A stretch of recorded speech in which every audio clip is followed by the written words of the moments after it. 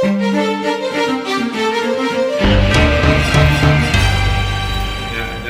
സതീഷ് ചന്ദ്രദത്ത്. ഞാൻ മലയാളിയാണ്. വളരെ കാലം US വർക്ക് ചെയ്തിരുന്നു, 25 കൊല്ലത്തോളം. തിരികെ വന്നു. അപ്പം അവിടുത്തെ സ്പെസിഫിക്കായിട്ട് അവിടുത്തെ ഹെൽത്ത് കെയറിൻ്റെ കാര്യങ്ങളെപ്പറ്റി പുള്ളി ചോദിച്ചപ്പോഴത്തേക്കും കുറേ അധികം എക്സ്പീരിയൻസ് ഉള്ളതുകൊണ്ട് ഇത് ടേപ്പ് ചെയ്യാവുന്ന തീരുമാനം ചെയ്തു. ഞാൻ കാനഡയിലും കുറച്ച് കാലം ഉണ്ടായിരുന്നു. അപ്പം എല്ലായിടത്തെ ഒരു കമ്പാരിസൺ, പ്രത്യേകിച്ച് ഇന്ത്യയിൽ നമ്മൾ ചേർന്ന് നോക്കുമ്പോഴത്തേക്കും ചില കാര്യങ്ങൾ എടുത്തു പറയേണ്ടതുണ്ട്. ഇന്ത്യയിൽ ഗവൺമെൻറ് ഹോസ്പിറ്റൽസ് ആണല്ലോ പൊതുവെ എല്ലായിടത്തും കൂടുതൽ. ഇപ്പോഴാണ് മെട്രോ സിറ്റീസിൽ, കൊച്ചി പോലുള്ള സ്ഥലങ്ങളിലൊക്കെ പ്രൈവറ്റ് ഹോസ്പിറ്റൽസ് ഒരുപാട് വന്നിട്ട് അവിടെ കൂടുതൽ സൗകര്യങ്ങളും ഒക്കെ ഉണ്ടായിരുന്നു. അപ്പോൾ ഞാൻ പഠിക്കുന്ന കാലത്തൊക്കെ കാർഡിയോളജിസ്റ്റും അല്ലെങ്കിൽ കാർഡിയാക് സർജനുമൊക്കെ ട്രിവാൻഡ്രം മെഡിക്കൽ കോളേജിൽ മാത്രമേ ഉണ്ടായിരുന്നുള്ളൂ. വേറെ ഒരു പ്രൈവറ്റ് ഹോസ്പിറ്റലിലും അവർക്കില്ലായിരുന്നു. എന്നിട്ട് ആ കാർഡിയോളജിസ്റ്റ് ഫ്ലൈറ്റ് എടുത്ത് ഡൽഹിയിൽ പോയി ചികിത്സ ചെയ്തത് എനിക്കറിയാം അന്നത്തെ കാലത്ത്. ഇപ്പം ട്രിവാൻഡ്രത്ത് തന്നെ എത്ര ഹോസ്പിറ്റൽസായി, എത്ര കാർഡിയോളജിസ്റ്റ് ഉണ്ട്. അത് മാറി. US പ്രൈവറ്റാണ് കൂടുതൽ, വളരെ കൂടുതൽ. വലിയ വലിയ ഹോസ്പിറ്റൽസ് എന്ന് പറയുന്നതൊക്കെ പ്രൈവറ്റാണ്. പിന്നെ ഗവൺമെൻറ് ഉണ്ട്. ഇവിടുത്തെ കൗണ്ടി, അവിടെ കൗണ്ടി എന്ന് പറയും. ഇവിടെ ഉദാഹരണം പറഞ്ഞാൽ ഒരു താലൂക്കിൻ്റെ ലെവലിൽ താലൂക്ക് ഹോസ്പിറ്റൽ എന്ന് വേണമെങ്കിൽ പറയാം. പക്ഷേ അത് അവിടെ കൗണ്ടി ഹോസ്പിറ്റൽ എന്ന് പറയാം. അത് ഗവൺമെൻറ്റാണ്. അപ്പോൾ ഒരു ഇൻഷുറൻസും ഇല്ലാതെ നിർധനൻ അവർക്ക് അവിടെ പോയി നിൽക്കാം. ഇവിടുത്തെ BPL അതുപോലത്തെ ആൾക്കാർക്ക് അവിടെ പോയി നിന്നാൽ വെയിറ്റ് ചെയ്തിരുന്നിട്ട് ചികിത്സ കിട്ടും. ചികിത്സ കിട്ടുമ്പോൾ നല്ല ചികിത്സ കിട്ടും. നല്ല ചികിത്സ അത് അതായത് ഡോക്ടറൊക്കെ ക്വാളിഫൈഡ് ആയിരിക്കും. അങ്ങനെ അല്ലാതെ അതിനകത്തൊരു ക്വാളിറ്റിക്ക് വ്യത്യാസം വരത്തില്ല. പക്ഷേ ഓപ്പറേഷൻ സർജറി വേണമെന്നൊക്കെ പറഞ്ഞു കഴിഞ്ഞാൽ ഒരുപാട് കാലം വെയിറ്റ് ചെയ്ത് എന്നാലും അവർക്കത് കിട്ടും. അപ്പം അവിടെയൊക്കെയാണ് ഒരുപാട് ടീനേജ് പ്രഗ്നൻസി ഒക്കെ ഉണ്ട് പാവങ്ങളുടെ. അപ്പോൾ അവരൊക്കെ ഓടി വരുന്നത് ഇങ്ങോട്ടൊക്കെയാണ്. അല്ലാതെ അവർക്കൊന്നും വലിയ വലിയ ഹോസ്പിറ്റൽ പോകാൻ പറ്റില്ല. ഞാൻ ഹോസ്പിറ്റലിലൂടെ ചികിത്സയ്ക്ക് പോയിട്ടുണ്ട് ഒരുപാട്. ഞാൻ വർക്ക് ചെയ്തിട്ടുണ്ട് ഹോസ്പിറ്റലിലൊക്കെ. ക്ലീവ്ലൻഡ് ക്ലിനിക് എന്നൊരു ഹോസ്പിറ്റലിലാണ് ഞാൻ വർക്ക് ചെയ്തിട്ടുണ്ട്. സോഫ്റ്റ്വെയർ, ഞാനെപ്പോഴും സോഫ്റ്റ്വെയർ ആയിരുന്നു. ആദ്യ 6 മാസമാണ് സോഫ്റ്റ്വെയറാണ്. അപ്പം ആ ക്ലീവ്ലൻഡ് ക്ലിനിക് എന്ന് പറയുന്നത് ഇവിടുത്തെ ഒരു സിറ്റിയുടെ അത്ര വലുപ്പമുണ്ട്. അത്രയ്ക്ക് പരന്ന് കിടക്കുന്ന സ്ഥലമാണ്. സിറ്റിയുടെ മുകളിൽ കൂടെ അവർക്ക് വാക്ക്വേ ഉണ്ട്. ഫ്ലോറിഡയിൽ ഒരുപാട് ഹോസ്പിറ്റൽസ് എല്ലാം പ്രൈവറ്റാണ്. പക്ഷെ അവിടെ പ്രൈവറ്റിൽ പോകുമ്പോൾ ഉടനെ തന്നെ അവർ കാശ് പിടിച്ചു വാങ്ങി അങ്ങനെ സംവിധാനം അല്ലത്. ഒരാൾ ചെല്ലുമ്പോഴത്തേക്കും നിങ്ങൾക്ക് ഇൻഷുറൻസ് ഉണ്ടോ, ഉണ്ടെങ്കിൽ ആ കാർഡ് കാണണം എന്ന് പറയും. ആ കാർഡ് നോക്കിയിട്ട് അവർക്ക് മനസ്സിലാവും കാർഡ് കഴിഞ്ഞ് കഴിഞ്ഞാൽ ഏതൊക്കെ ചികിത്സയ്ക്ക് എത്ര വരെ കവർ ചെയ്യുന്നുള്ളത്. പക്ഷേ ഇപ്പം കാർഡില്ല, ഇൻഷുറൻസ് ഇല്ല, ഞാൻ സ്വയം പേ എന്ന് പറഞ്ഞാൽ കുഴപ്പമൊന്നുമില്ല, അവരെടുക്കും. എടുക്കാതിരിക്കുക, ഈ കാർഡില്ല എന്ന് എടുക്കാതിരിക്കുന്ന നിയമവിരുദ്ധമാണ്. അങ്ങനെ ചെയ്ത് കഴിഞ്ഞാൽ ഉടനെ തന്നെ അവിടുത്തെ സിസ്റ്റം ക്യാച്ചപ്പ് ചെയ്യും. ബ്ലൂ ക്രോസ് ഇൻഷുറൻസ് കമ്പനീസ് ഉണ്ട്, കൈസർ പെർമനന്റ് ഉണ്ട്, ഇങ്ങനെ ഒരുപാട് ഇൻഷുറൻസ് കമ്പനീസ് ഉണ്ട്. ഈ ഹോസ്പിറ്റൽ, നേരത്തെ പറഞ്ഞ ഹോസ്പിറ്റലില്ലേ ഞാൻ വർക്ക് ചെയ്ത ഹോസ്പിറ്റൽ, അവർക്ക് ഹെലികോപ്റ്റർ വരെ ഉണ്ട്. ഇപ്പം ഹെലികോപ്റ്ററിൽ പോയി ട്രീറ്റ്മെന്റ് കൊടുക്കുന്ന അതൊരു സ്പെഷ്യാലിറ്റി ആയിട്ട് മാറുകയാണ്. എൻ്റെ കൂട്ടുകാരൻ്റെ മകൻ ഡോക്ടറാണ്. ഉയർത്തി അങ്ങനെ പോകുന്ന പേരുണ്ട് എയർ മെഡിസിൻ. ഇതെല്ലാം കഴിഞ്ഞുണ്ടല്ലോ ഈ ഗവൺമെന്റ് നോംസ് ഒക്കെ മീറ്റ് ചെയ്തല്ല, അല്ലാതെ പ്രൈവറ്റ് ആണെന്ന് പറയുമ്പോൾ ഒരു മാസം ചെയ്യാൻ എല്ലാം ഉണ്ട്. അതെല്ലാം ഫോളോ ചെയ്താലേ കാര്യങ്ങൾ നടക്കുകയുള്ളൂ. അതിൽ ഒരു വിട്ടുവീഴ്ചയും പറ്റത്തില്ല. ഞാൻ സോഫ്റ്റ്വെയറിൽ എപ്പോഴും വർക്ക് ചെയ്തത്. അവിടെ സാറിന് അവിടെ എംപ്ലോയ്മെന്റിൽ നിൽക്കുമ്പോൾ ഒരു പരിരക്ഷ കമ്പനി തരുന്നു. എമൗണ്ട് അല്ല, അവര് ഫാമിലി കംപ്ലീറ്റ് തരും. ഫാമിലി നമ്മൾ ഉദ്ദേശിക്കുന്നത് ഭർത്താവും ഭാര്യ അല്ലെങ്കിൽ കുട്ടികളോ, അല്ലാതെ അച്ഛനോ അമ്മയൊന്നും വരത്തില്ല, ഓട്ടോ ചെയ്തില്ല. അപ്പം അത് തന്നു കഴിഞ്ഞാൽ ഏത് അസുഖം വന്നാലും ട്രീറ്റ് ചെയ്യും. അല്ലാതെ 10 ലക്ഷം 5 ലക്ഷം എന്നുള്ള അപ്പർ ലിമിറ്റ് ഇല്ല. അതൊരു ഗ്രൂപ്പ് ഇൻഷുറൻസ് അല്ലേ? ഗ്രൂപ്പാണ്. അപ്പൊ അതിന് ഏകദേശം എത്ര പ്രീമിയം? ഞങ്ങൾക്ക് കമ്പനീസ് വർക്ക് നല്ല കമ്പനി ആണെങ്കിൽ കമ്പനി മുഴുവൻ പേ ചെയ്യും. ചിലപ്പോൾ ചില കമ്പനീസൊക്കെ 70% കൊടുക്കും, ബാക്കി 25% എന്ന് പറയണം. ഞാൻ ഇൻഡിവിജ്വലായിട്ട് ഞാൻ പോയി പ്രൈവറ്റ്, ഇപ്പം ഞാൻ സ്വന്തമായിട്ട് കമ്പനി തുടങ്ങിയപ്പോഴത്തേക്കും സ്വന്തമായിട്ട് ഞാൻ എടുത്തു. മാസം 8,000 രൂപയായി. സോറി, മാസം ഒരു കൊല്ലം $8,000 $750 മാസം $750. ഒരാളുടെ ഇൻകം മിക്കവാറും $6,000-7,000 ആണെങ്കിൽ 10% മെഡിസിന് പോകും. ഇത് ഇങ്ങനൊക്കെ ആണെങ്കിലും വളരെ ഹാർഷാണ്. ഉദാഹരണത്തിന് ചെറിയ കമ്പനി വർക്ക് ചെയ്യാൻ ചോദിച്ചു, ഞാൻ വർക്ക് ചെയ്യാം. എൻ്റെ മകൾക്ക് ക്യാൻസർ വന്നിരിക്കട്ടെ, ട്രീറ്റ്മെന്റ് കോസ്റ്റ് കൂടുകയാണ്, അപ്പോഴത്തേക്ക് ഈ പ്രീമിയം കൂടും. ഈ ഗ്രൂപ്പിന്റെ പ്രീമിയം ഒറ്റ ഒരാളുടെ മതിയല്ലോ കൂടാൻ, അത്രയ്ക്ക് എക്സ്പെൻസീവ് ആയിട്ടാണ് ഇത് ചെയ്യുന്നത്. ഞങ്ങൾ കോപ്പേയ്മെന്റ് നമ്മുടെ കൂടെയുള്ള ആൾക്കാരെയും അതുപോലെ മറ്റുള്ള പബ്ലിക്കിനെ ആണെങ്കിൽ ഞങ്ങൾ പറഞ്ഞ് പഠിപ്പിച്ചുകൊണ്ടിരിക്കുന്ന കാലമാണ്. അപ്പൊ സാറിന്റെ കയ്യിൽ നിന്ന് ആ കോപ്പേയ്മെന്റ് എന്താണെന്ന് സാർ ഇങ്ങോട്ട് പറഞ്ഞു. ചെന്ന് കഴിഞ്ഞാൽ ഉടൻ 50 രൂപ കൂടെ പോകും. അതാണ് ഡിഡക്റ്റബിൾ എന്ന് പറയുന്നത്. റിട്ടയർമെന്റ് ആയിക്കഴിഞ്ഞാല് കമ്പനി നമ്മൾ പിരിഞ്ഞു പോയാൽ ആ കമ്പനിയുടെ ഗ്രൂപ്പ് പോളിസി പോയി. അപ്പം അവിടുന്ന് ഇറങ്ങുന്നതിന് മുമ്പ് നമ്മൾ അടുത്ത ഇൻഷുറൻസ് മാർഗം കണ്ടിട്ട് ഇറങ്ങാവുള്ളൂ. അല്ല ഈ ഗ്യാപ്പ് വന്നു ചിലപ്പോൾ കിട്ടിയില്ലെങ്കിൽ അല്ല, അങ്ങനെ വരുമ്പോ ആ സെയിം കമ്പനി തന്നെ കണ്ടിന്യൂറ്റി തരുമോ? തരില്ല. അല്ലെങ്കിൽ നമുക്ക് 1 മാസം 2 മാസം തരുമായിരിക്കും ഒരു കണ്ടിന്യൂറ്റി നമുക്ക് വേറെ കിട്ടുന്നവരെ, അല്ലാതെ ഒരു കൊല്ലം ഒന്നും കിട്ടത്തില്ല. പിന്നെ പഴയ കമ്പനി, ഇപ്പൊ ഞാൻ വർക്ക് ചെയ്യുന്ന AT&T വർക്ക് ചെയ്തിരുന്ന കുറച്ച് കാലം, AT&T പഴയ കമ്പനിയാണ്. അവരൊക്കെ ആണെങ്കിൽ കുറച്ച് കാലം തരുമായിരുന്നു. അപ്പൊ അത് പോയി. ചില ഈ മാർക്കറ്റൊക്കെ ഇങ്ങനെ മാറിയപ്പോഴത്തേക്കും എല്ലാ കമ്പനീസും നമുക്ക് കോസ്റ്റ് കുറയ്ക്കാനായിട്ട് അങ്ങനെ ചെയ്യത്തില്ല. ഇപ്പൊ റിട്ടയർമെന്റ് എന്ന് പറയുന്ന ഏജ് 65 ആണ് അവിടുത്തെ നോർമലായിട്ടാണ് റിട്ടയർമെന്റ് ചെയ്യുന്നത്. ആ റിട്ടയർമെന്റ് ചെയ്യുന്ന സമയത്ത് 65 കഴിഞ്ഞാല് നമുക്ക് ഗവൺമെന്റ് ഇൻഷുറൻസ് കിട്ടും. ഗവൺമെന്റ് ഇൻഷുറൻസ് ഉണ്ട്, മെഡിക്കെയർ എന്ന് പറയും. അത് ഇൻഷുറൻസ് കമ്പനീസിന് അല്ല, റിട്ടയർ ചെയ്യുന്നവർക്ക് വേണ്ടി മാത്രം ചേർന്ന് തുടങ്ങിയിരിക്കുന്നതാണ്. അതിനുള്ള പണം നമ്മുടെ ശമ്പളത്തിന് പിടിച്ചിട്ടുണ്ട്. അത് ഗവൺമെന്റ് ജോലി ചെയ്യുന്ന കാലം മുഴുവൻ ഗവൺമെന്റ് എംപ്ലോയി അല്ലല്ലോ സാർ. അല്ല, എന്നാലും പിടിക്കും. രണ്ട് കാര്യം പിടിക്കും. സ്വകാര്യ കമ്പനികളുടെ എംപ്ലോയീസിലും പിടിക്കും. അതായത് എല്ലാ കൊല്ലവും ഇത് കൊടുക്കണമല്ലോ, ഇൻകം ടാക്സ് റിട്ടേൺ. അത് കൊടുക്കുമ്പം അതിനകത്ത് നമ്മുടെ ഇൻകം നോക്കിയിട്ട് നമ്മൾ അതിൽ നിന്ന് കുറച്ചിട്ട് നമുക്ക് തരത്തുള്ളൂ. ഒന്ന് PF പിടിക്കുന്ന പോലെ അവിടെ ഉണ്ട്.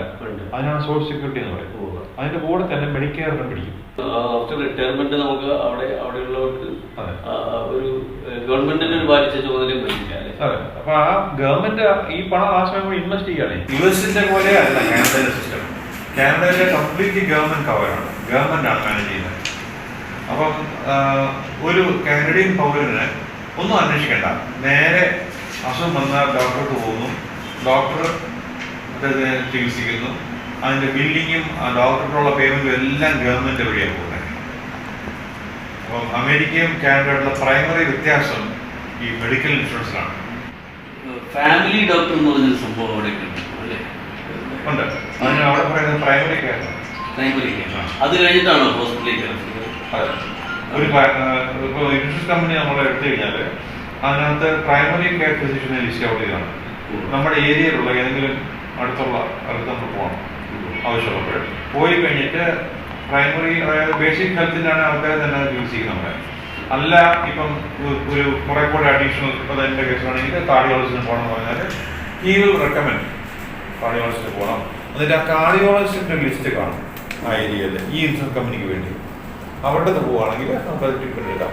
അപ്പം അങ്ങനെ ഗുണം എന്ന് വെച്ച് കഴിഞ്ഞാൽ ഇവിടെ ലിസ്റ്റ് ചെയ്യുന്നുള്ള ഡോക്ടർമാരുടെ അടുത്ത് പോവുകയാണെങ്കിൽ നമുക്ക് ചില ഇൻഷുറൻസ് കമ്പനീസ് കോപ്പേയ്മെന്റ് കൊടുക്കണ്ട. ഇനി അല്ല, നമുക്ക് ഇഷ്ടമുള്ള ഡോക്ടർ പോകണമെന്ന് പറഞ്ഞാൽ നമുക്ക് കുഴപ്പമില്ല, പക്ഷേ 20% കോപ്പേയ്മെന്റ്. അപ്പൊ അങ്ങനത്തെ ചില ഇതൊക്കെ ഈ പ്രോഡക്റ്റ് ഡിഫൈൻ ചെയ്യുമ്പോഴത്തേക്കും കൊച്ചു ഇങ്ങനെ ന്യൂവാൻസസ് ഓരോ ആൾക്കാരുടെ ഇഷ്ടപ്രകാരം ചെയ്യുന്നതിനുള്ളത് കൊടുക്കും. ഇഷ്ടമുള്ള ചെയ്യണമെങ്കിൽ കോസ്റ്റ് കൂടും. നോർമൽ റൂം ആണെങ്കിൽ ഫ്രീ ആണ്, AC റൂം ആണെങ്കിൽ 20% കൊടുക്കണം.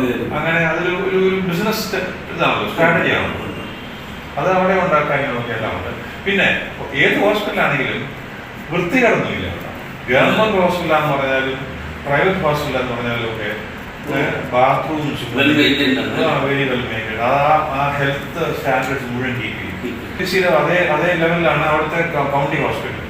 ഞാൻ കൗണ്ടി ഹോസ്പിറ്റലിൽ ഞാൻ വർക്ക് ചെയ്തിട്ടുണ്ട്, സോഫ്റ്റ്വെയർ തന്നെ. അപ്പൊ അതിനകത്ത് ഞാൻ കണ്ടിട്ടുണ്ട്, സെയിം, വലിയ വ്യത്യാസമൊന്നുമില്ല. പിന്നെ ഈ പറഞ്ഞ പോലെ ക്വാളിഫൈഡ് ഡോക്ടേഴ്സ് വരുന്നുണ്ട്, ഇതൊക്കെ ഞാൻ പറഞ്ഞില്ല.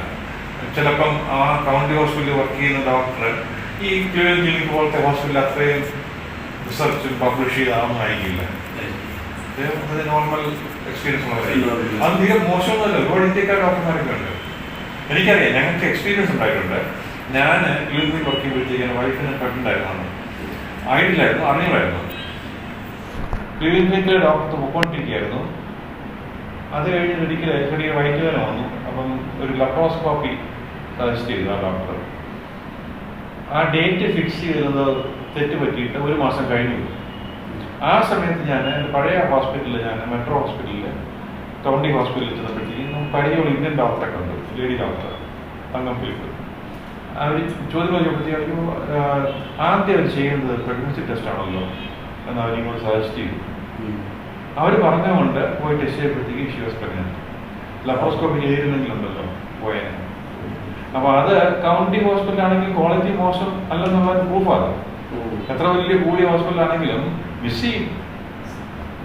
ചില അവർക്ക് ഒരു പ്രൈവറ്റ് ഹോസ്പിറ്റലിൽ, ക്ലിനിക്കൽ ഹോസ്പിറ്റലിൽ നിലനിൽക്കണമെങ്കിൽ ഒരു ഡോക്ടർക്ക് ഇത്ര നമ്പർ ഓഫ് പേഷ്യൻസിനെ കാണുന്നൊക്കെ ഉണ്ട്.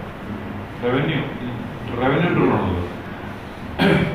അപ്പം തിരക്ക് കാരണം അവർ ചില മിസ് ചെയ്തതായിരിക്കും. ഈ മെഡിക്കെയർ സപ്പോർട്ട് ചെയ്യുന്നതാണ് മിക്കവാറും എല്ലാ പ്രൈവറ്റ് ഹോസ്പിറ്റൽസും. അതും അവിടെ നിയമം മാനിച്ച് ചെയ്തേ പറ്റും. ഒരു ഹോസ്പിറ്റലിൽ ഓപ്പറേറ്റ് ചെയ്യുകയാണെങ്കിലും പ്രൈവറ്റ് ആണെങ്കിലും ഈ മെഡിക്കെയർ പേഷ്യൻസിന്റെ എടുത്തോണം. പക്ഷേ ഗവൺമെന്റ് പൈസ കൊടുക്കുന്നില്ലേ? ഗവൺമെന്റിൽ നിന്ന് റിക്കവർ ചെയ്യണം അവര്. പേഷ്യൻസ് വയസ്സായവരെ ഇവിടെ നമ്മുടെ കേന്ദ്ര ഗവൺമെന്റ് എംപ്ലോയീസിന് മാത്രമേ ഈ സംവിധാനങ്ങളൊക്കെയാണ്, അതും പാനൽ ഹോസ്പിറ്റലിൽ മാത്രമേ കിട്ടണം. അപ്പം പക്ഷെ എല്ലാവരും അവരുടെ സ്വന്തം മെഡിക്കൽ പ്ലാൻ ചെയ്യണം. പ്ലാൻ ചെയ്തില്ലെങ്കിൽ എല്ലാം അവാന്തരാവും. ഏതൊക്കെ ഹോസ്പിറ്റലിൽ കവർ ചെയ്യുന്ന അന്വേഷണം കണ്ടുപോകണം, അങ്ങനെയൊക്കെ കോസ്റ്റ് നോക്കണം. പിന്നെ വേറൊന്നുമുണ്ട്, മെഡിക്കെയറിന് പോയാലും ഇപ്പോൾ ബൈപ്പാസിന്, ഇപ്പോൾ ഞാൻ ബൈപ്പാസിന് പോവുകയാണെങ്കിൽ അവിടുത്തെ കോസ്റ്റ് ഈസ് വെരി ഹൈ. അതായത് ഇവിടെ ഞാൻ ഒരു ബൈപ്പാസ് ഓപ്പറേഷൻ നടത്തിയത് 3.5 ലക്ഷം രൂപയായി. 3.5 ലക്ഷം അത് വളരെ കൂടുതലാണ്. ഇവിടെ ലിസി ഹോസ്പിറ്റലാണ്. ഏറ്റവും നല്ല ഫെസിലിറ്റി ഉള്ള സ്ഥലമാണ്. ഇംഗ്ലണ്ടിൽ നിന്ന് ഡോക്ടർമാരാണ് ചെയ്യുന്നത്. ഒരു ഹാർട്ടിന്റെ ട്രാൻസ്പ്ലാന്റേഷൻ ചെയ്ത് പിന്നെയാണ് ഇവിടെ എയർ ആംബുലൻസ് എന്താണെന്ന് ഞങ്ങൾക്ക് മനസ്സിലായത്. അതെ അതെ. അല്ല, ഞങ്ങൾ എന്നാണെങ്കിൽ എന്താണ് സംഭവം ഇവിടെ നമ്മള് ദൃശ്യമാധ്യമങ്ങളിൽ ഇവിടുത്തെ കേരള സ്റ്റേറ്റിന്റെ ഒരു ഹെലികോപ്റ്ററാണ്. അതൊരു ഹോസ്പിറ്റലിനാണ് 3-4. അവിടെ ഒരു ഹോസ്പിറ്റലിൽ 3-4 ദിവസം അത് പറയുന്നത് അറിയോ? കേട്ടിട്ടുണ്ട് ഞാൻ. ഒരു അപകടം നടന്നു കഴിഞ്ഞാല് പല ഹോസ്പിറ്റലിലെ ഹെലികോപ്റ്ററും പൊങ്ങി വരും. പിന്നെ പറയുന്നത് അവരെല്ലാം ഗൺ വാങ്ങിക്കാൻ പോവാം, മറ്റേ വെടിച്ചിട്ട് പേഷ്യന്റിനെ കൊണ്ടുവരും. അതാണ്. അപ്പൊ ഞാൻ പറഞ്ഞു വെച്ചാല്, അപ്പം ഈ മെഡിക്കെയറിന് 80% കവർ ചെയ്തോളൂ. 20% കൊടുക്കേണ്ടതുണ്ട്. ആൾക്കാർ കെയർഫുൾ ആയിട്ട് എക്സ്പെൻസ് ചെയ്തോളൂ, വേണ്ട സർജറി ചെയ്തോളൂ. ഉദാഹരണത്തിന് ഇതേപോലത്തെ ഒരു ബൈപ്പാസിന് അവിടെ $150,000 ആവും. $50,000, അതായത് $1.5 ലക്ഷം.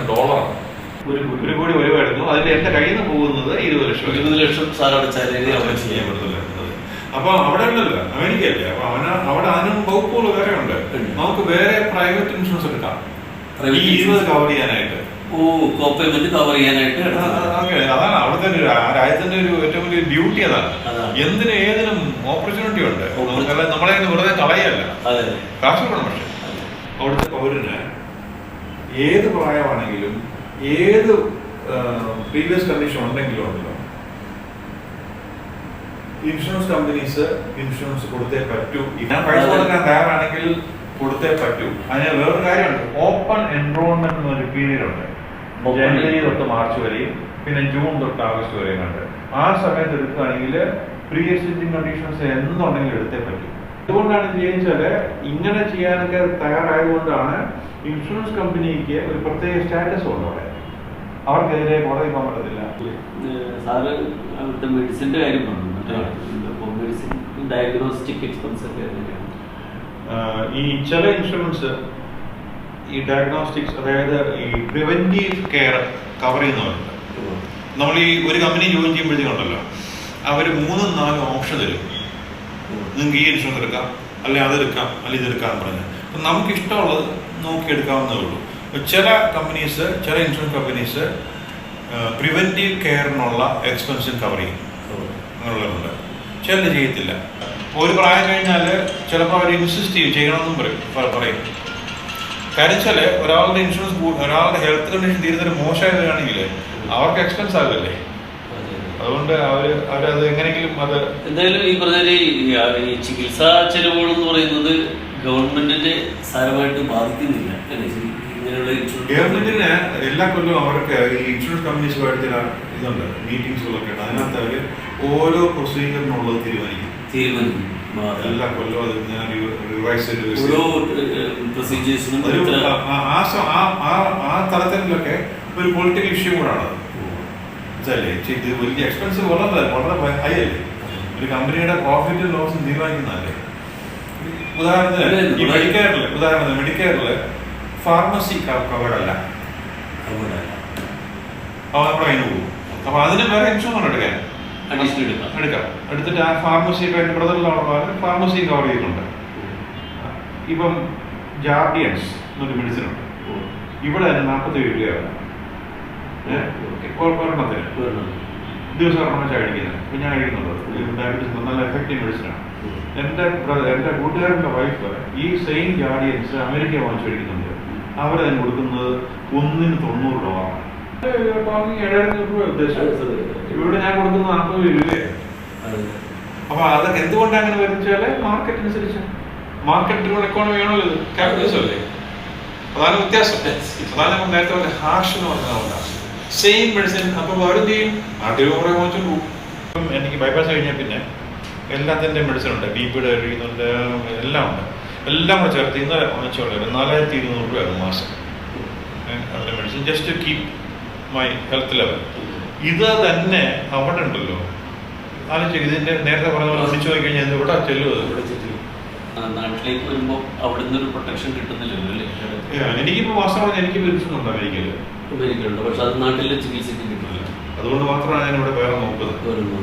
അത് ഒരിടയ്ക്കൊരു സംസാരം ഉണ്ടായിരുന്നു, ഇന്ത്യയെ കവർ ചെയ്യാം, ഇന്ത്യയെ ചെയ്യുന്ന എക്സ്പെൻസ് നമുക്ക് അയച്ചു കൊടുക്കാന്നൊക്കെ പറഞ്ഞാൽ അതൊക്കെ ഇംപ്ലിമെന്റ് ചെയ്യാൻ പ്രയാസമാണ്. വെച്ചാൽ അതിനകത്ത് ഏതൊക്കെയാണ് ഓഗസ്റ്റ് നമ്മൾ അറിയാൻ വയ്യ. വീട് കവറായിട്ട് എന്തെങ്കിലുമൊക്കെ വന്നാൽ. പക്ഷെ ഇവിടെ അതുപോലെ വേറെ ഒന്നുണ്ട്. അവിടുത്തെ ഇൻഷുറൻസ് കമ്പനീസ് അവിടുത്തെ ബിസിനസ് സമ്മതിക്കില്ല. ഫാർമസ്യൂട്ടിക്കൽസ് അവരുടെ ബിസിനസ് പോവല്ലേ. അല്ല, ഇവിടെ നമ്മുടെ ഇവിടെ പറഞ്ഞാൽ ഈ പദ്ധതികളൊക്കെ ഇങ്ങനെ ഗവൺമെന്റ് പദ്ധതികളാണെങ്കിലും വന്നുകൊണ്ടിരിക്കുന്നത്. ഇവിടെ കാരുണ്യ ഉണ്ടായിരുന്നു. സ്കീം മാത്രമാണ്, കേരള സ്കീം മാത്രമാണ്. മറ്റേ ഇവർക്കുണ്ട് ഗവൺമെന്റിന് 5 ലക്ഷം വരെ ആർക്കും എടുക്കാം. അത് മറ്റേ നല്ലൊരു സ്കീമാണ് ആയുഷ്മാൻ. എനിക്കെടുക്കാൻ പറ്റില്ല, ഇൻകം നോക്കിയുണ്ട്. പക്ഷേ സാധാരണ ഡ്രൈവറോടത്ത് ഞാൻ പറഞ്ഞ് എടുക്കാൻ പറഞ്ഞിട്ടുണ്ടല്ലോ. ഞാൻ പോയി കുറെ നോക്കി എടുക്കാൻ. കേരളത്തിൽ ഇത് ഇംപ്ലിമെന്റ് ചെയ്തിട്ടില്ല.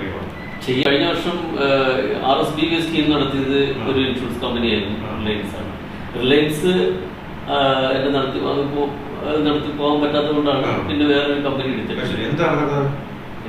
ഇവിടുത്തെ കിട്ടുന്ന നിസ്സാരമായിട്ട് കമ്പയർ ചെയ്ത് ഞാൻ അറിയാൻ പറ്റും. ഇവിടെ കിട്ടുന്ന പ്രീമിയം എത്ര, വളരെ ചെറിയ പ്രീമിയം. അപ്പൊ അത് കൊടുത്തുകൊണ്ട് വലിയൊരു ക്ലെയിം കൊടുക്കാൻ ഇൻഷുറൻസ് കമ്പനിക്ക് മുതലാവില്ല. പൊതുവെ ഈ സമയത്ത് എന്താ കൊറോണ ക്ലെയിംസ് അങ്ങോട്ട് കൊടുത്തുകൊണ്ടേ ഇരിക്കേണ്ട അവസ്ഥയാണ്. ഇൻഷുറൻസ് കമ്പനികൾ ഉണ്ടെങ്കിലല്ലേ കൊടുക്കാൻ പറ്റും. ഇവിടുത്തെ ഹോസ്പിറ്റൽസും ഇൻഫ്രാസ്ട്രക്ചറും മെഡിക്കൽ എല്ലാം വളരെ നല്ലതാണ്. ആക്ച്വലി ഡോക്ടർമാരും പ്രൊഫഷണലിസ്റ്റാണ് എല്ലാമാണ്. പക്ഷേ ഈ ഇൻഫ്രാസ്ട്രക്ചർ മെയിൻറ്റെയിൻ ചെയ്യുന്നതും ആ സബ് സ്റ്റാഫ് ഉണ്ടല്ലോ അവരെ മാനേജ് ചെയ്യാൻ ഡോക്ടർമാർക്ക് പറ്റുന്നില്ല. അതിനകത്ത് ഒരുപാട് പൊളിറ്റിക്കൽ യൂണിയൻസൊക്കെ വന്നിട്ട് ആയിരിക്കാം. ഒരു ബേസിക് ക്ലെൻലിനെസ്സും ഒന്നും കീപ്പ് ചെയ്യാത്തതുകൊണ്ട് ഒരു ഗവൺമെന്റ് ഹോസ്പിറ്റലിൽ പോകാൻ എനിക്ക് തോന്നത്തില്ല.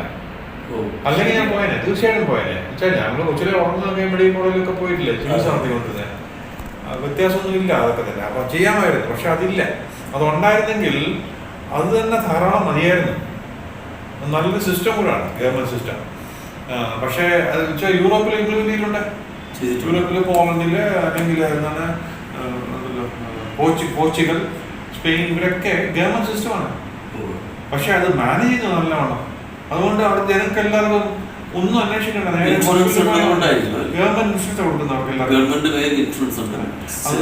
അപ്പൊ അതാണ് വേണ്ടത് ഇവിടെ. അല്ല നമ്മളെപ്പോഴും അമേരിക്കക്കൊക്കെ പോകണ്ട. നമ്മൾ പോയാലും ഇപ്പൊ ഞാൻ അവിടെ വിസിറ്റ് പോയാലുണ്ടല്ലോ 6 മാസം ഞാൻ അവിടെ കറങ്ങനെ നടക്കുകയാണെങ്കിൽ I'm eligible for their ഇത് അവിടുത്തെ ഇത് എന്താണ് medical care. UK is better. അവരാണെങ്കിൽ 3 മാസത്തിന് അങ്ങോട്ട് തരാൻ തുടങ്ങും. നമുക്ക് പോകാം. അതായത് ഒരു ഒരു ഒരു ഒരു ഫെയർ സിസ്റ്റം.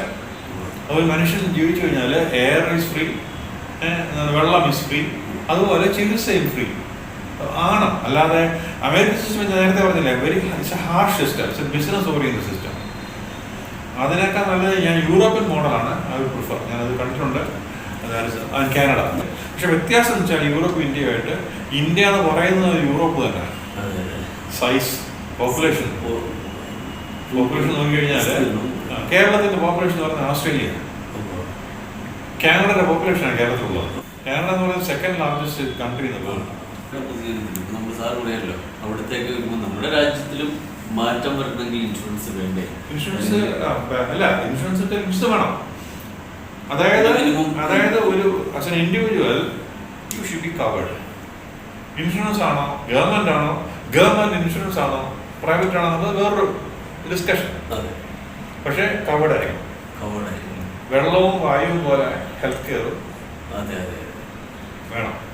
അല്ലാതെ ഇതാണ് നമുക്ക് സാറ് തരുന്ന ഒരു നല്ല ഒരു ആശയം. കാരണം വെച്ചാൽ ഇൻഷുറൻസ് എന്ന് പറയുമ്പോൾ നമ്മൾക്ക് ഇൻഷുറൻസിനെ കുറിച്ചിട്ടുള്ള ഒരു വീക്ഷണവും സാറിന്, അതായത് ഇത്രയും കാലം വിദേശത്ത് ജോലി ചെയ്ത സാറിന് നാട്ടിൽ വന്നിട്ട് നമുക്കൊരു ഇൻഷുറൻസ് ചേർക്കാൻ പറ്റാത്തൊരു സാഹചര്യം ഇതെല്ലാം മനസ്സിലാക്കുമ്പോൾ സാറും നമുക്കോട് പറയുന്നത് മിനിമം ഇൻഷുറൻസ് അല്ല സാർ, മിനിമം ഇൻഷുറൻസ് എങ്കിലും ഉണ്ടാവണം. ഇന്നത്തെ ചികിത്സാ ചെലവ് കവറിയുണ്ട്. അപ്പോൾ ഇത്രയും നേരം നമുക്ക് സാറ് നല്ലൊരു അറിവാണ് പകർന്നു തന്നത്. എന്തായാലും ഇത്രയും നേരം നമ്മളെ കൊണ്ട് സഹകരിച്ച സാറിന് നമ്മുടെ ഈ ആരോഗ്യ ഇൻഷുറൻസ് പ്രവർത്തകർക്കും അതുപോലെ തന്നെ ഇത് സാറിൻ്റെ ഈ വാക്കുകൾ കേൾക്കുന്നവർക്കും വേണ്ടി ഞാൻ ഒരു നന്ദി പറയുന്നു. Thank you.